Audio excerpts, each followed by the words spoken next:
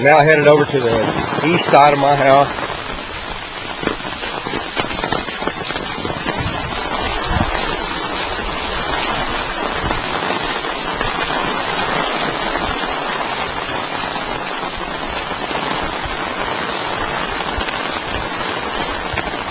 You can see here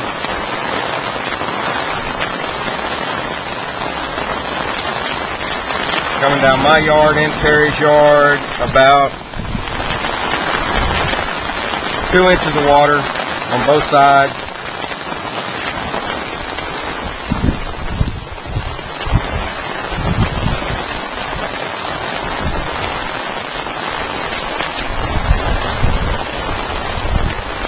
Which runs down to the street.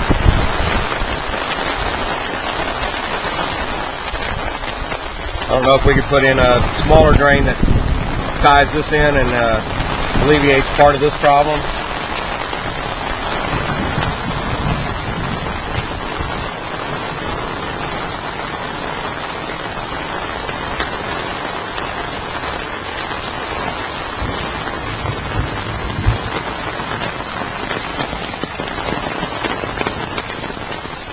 Here again, you can see the water coming across my yard and across Terry's yard, where that small ditch is just too small to handle it.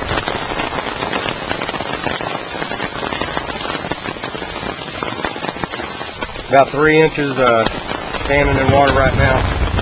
But there again, we can come somewhere, tie in right there, put in a 36-inch line, and then come across, straight across the yard, tie in that drain, I hope. I guess our other option would be, like Terry says, to expand this to 3 or 4 foot wide and 6 inches deep. That might cause some issues for where the water goes a little higher up. You can see the Myron's driveway and Phillips driveway. Well, Phillips driveway's catching a bunch right now, but